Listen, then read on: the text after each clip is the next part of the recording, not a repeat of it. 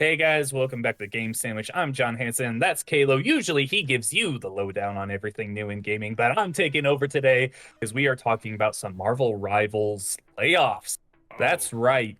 Just 2 months after its huge release, like it's been very successful. Like Marvel Rivals since December has been a bona fide success. We don't know how much money it's making, but come on, it's Marvel. It is making a lot of money. yeah. Um, it topped out at over 600,000 players on just Steam. Matt Piscatella from Circana actually posted some charts today. Uh, Currently, it is in the top five for most played and engaged games on PS5, Xbox, and Steam. And on Steam, it's still number one right now. This is insane. Like this news comes out of nowhere. I should say that this is all coming from LinkedIn, where let me get the guy's name real quick. I have totally forgotten what it is. Thaddeus Sasser. He posted on his LinkedIn, "This is such a weird industry. My stellar, talented team just helped deliver an incredibly successful new franchise in Marvel Rivals for NetEase Games, and we're just laid off. Oh well, times are tough all over. Let's find these incredible people new jobs because we all need to eat, right?" And then he goes on, his first recommendation is Gary McGee, who is a level designer. So, from what I have found out about this, Kevin, this team that was laid off was based in Seattle, and they were mostly focused on level design and gameplay design. So they were like making the new Fantastic Four level, I think it's called Central Park, that's coming out soon. Like they were working on that and like different design elements of the game, and they're just cut like that. Like this is I don't this know. like the gaming industry we've known for the last few years now have been just a complete dumpster fire. Like the gaming industry is in a bad spot right now, especially in the AAA space. If Marvel Rivals, the one of the most popular and played games right now, can't succeed enough that people keep their jobs and that they have to be let go, this is catastrophic stuff. if Marvel Rivals can't succeed in this space. It is. And whenever the first bits of the story came out, I was like, "Oh, I read it as no knock on that team or whatever. I thought it was Marvel Snap." And I was like, Mhm. "Okay, like Marvel Snap." But Marvel Rivals, I mean, the question now is I don't think it's like what do you have to do to like succeed in gaming? They did it. They're at the top of their game. It's like how good is good enough? And Mhm. that bar keeps moving with every little like game that releases or like how many units you pull. It's just insane. And to think that this game is like at the top of the game, like whole world, everyone's streaming it, we thought it was untouchable. At least at this point in Mhm. time, it's at its apex of popularity. It's like, all right, you'd expect maybe a year from now, hey, there's some layoffs, whatever. But right now, in the thick of, we're at the tail end of season one almost. Like, The midpoint. They literally 3 hours before this announcement came out, they put out a video talking about their big mid-season update that's coming out on Friday.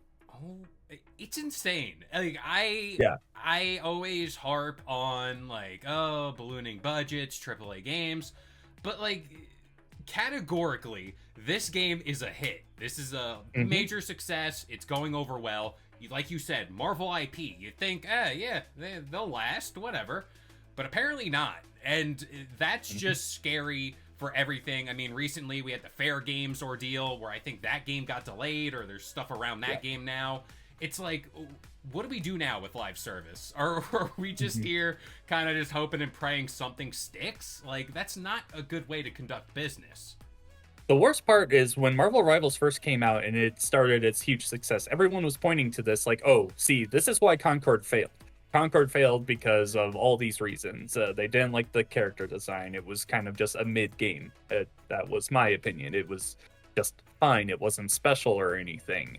Yeah, Marvel Rivals copies a lot from Overwatch. There are so many Overwatch things stolen and just blatantly used in Marvel Rivals, but it's still a fun game with all that. Like, these are Marvel characters. We love these things right now. People are playing it nonstop. It's in the top 10 right now on Twitch for most viewed games. It like in every single metric that we can see, this game has been a bona fide success. It even brought in the Insomniac Spider-Man suit. Like, that's something that we wouldn't really expect Sony to play ball with, but they did it. Like, Yeah. they're getting all these different things into this game to make it like a fan's dream, and that's not enough. Like, the support and the goodwill talk, like everything you hear about this game right now is just good, and that's not enough. Exactly. This Yeah. is 100%. Like, we don't know the exact specifics about this. We don't know how many people were affected. We don't know why they decided to hand out these layoffs. But we're talking about NetEase here. And NetEase does have a history of just randomly laying off teams. And they do some very weird things. Like, they're very money hungry. And very notably, they're also going to be republishing Overwatch in China here pretty soon. Actually, that might have just happened today. Like, there is a lot going on with this company that is like kind of I am so interested to see what comes out of this. Like, what Yeah. news are we going to get in the coming days and weeks that like talk about like what happened here and why are they so willingly taking away from a strength? Because it just doesn't Yeah. make sense when you read it right now. Yeah, on the surface level, all of the symptoms for what would normally cause a layoff aren't there, at least from what we're seeing right now. Like, to say, all right, low player count, to say people aren't spending on all these skins, to say that it's not being talked about on social media. Out of, like, any game that exists right now, Call of Duty has been put on the back burner. Every other clip I see online is Marvel Rivals, is talking about the latest skins, whatever have you. Now, what irks me the most about this is I know, let's just say over the summer, whenever Fantastic Four comes out, whenever Marvel starts churning out Avengers movies, this That's game is. this week. Oh, no, I'm talking about the movie. Oh, the movie, yeah, that's this summer. I'm talking, like, whenever they start hitting their strides in the MCU, this game is going to be popping off again. And it's like, they're not going to see a shortage of money coming their way. So it's like, again, the stories that will come out of this, I need to know why, because we witnessed Tango GameWorks. I was about to say Softworks. They closed, and again, much like this, they released a successful game, and suddenly they get axed. It's just a weird thing to me whenever you have the two ends of the spectrum. You have the Concord that flopped, but then you have this live service game that did so well. It's like, what do they have to do? Like, every big company has to come out and say, this is the metric you have to meet. Anything less, we don't care. You're gone. Randomly doing this on, what is it, Tuesday afternoon? Like, what? What is happening? Are they, like, suddenly suffering for money right now? I don't know the whole logistics They're of not. NetEase. Yeah, they're not. They're not. But apparently, I don't know. Cuts like this is weird. This is just higher up decisions that don't make sense. 100%. And we don't know who made these calls. We don't know why. Like, there's so much we just don't know about this situation right now.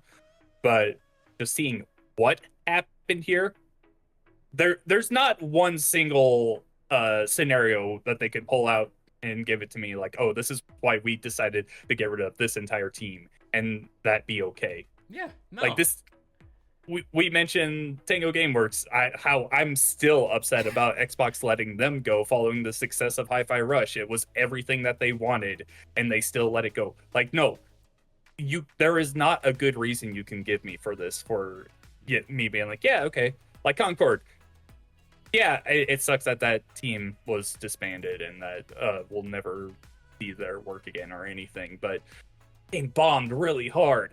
This is us just success all the way through, so it just doesn't make sense. It's the ultimate shock headline that you're just like, yeah, slow week, whatever. And it's like, no, the gaming is always changing rapidly.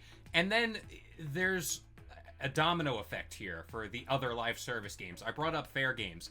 It's like if you're one of these developers and you're working under this big company and you're like, all right, let's just say Microsoft is working on another, I don't know, live service Halo. Sure. You gotta feel as if your hot seat is turned up a little bit more now. And it's like, Well, development there, you're gonna be less passionate. You're not gonna take the risk. You're not gonna do the thing that sets you apart from like Overwatch and Valorant and now Marvel Rivals. You're gonna be like, no, we gotta do this because if this happens and this metric doesn't happen, then we're all gone. well, yeah. I mean, you mentioned Fair Games. They're already feeling the heat after Concord's failure because they're under PlayStation. Yeah. So now that you see that a game that is at the pinnacle right now for what you are going for, and that isn't enough, no, I would be looking for a new job immediately. Like, get me out of here because this is going to be a sinking ship. Yeah, it shows you the value of like game developers, which obviously to the higher ups is at the bottom of the barrel. But it's a very volatile business. Like, it's just like, you always say like sink or swim, but in this case you can swim and suddenly the giant shark comes from underneath you and grabs you and pulls you down. Pulls you, brings you down. That's the CEOs. Yeah. Oh my god. That's the shareholder. Yeah.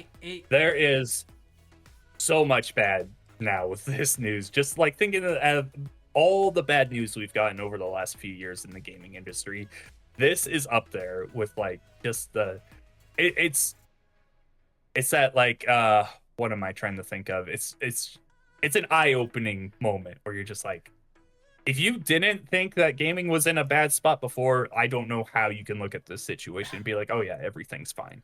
It's only February, and that's the worst part. And like, we forecast the year and everyone's saying this is the year that Ubisoft falls or gets bought out. It's like, this is only February, albeit we're like 2 weeks into February, and this is happening to a top game. What does the rest of the year look like? I don't, knock on wood. Any game that you enjoy and like right now is not safe.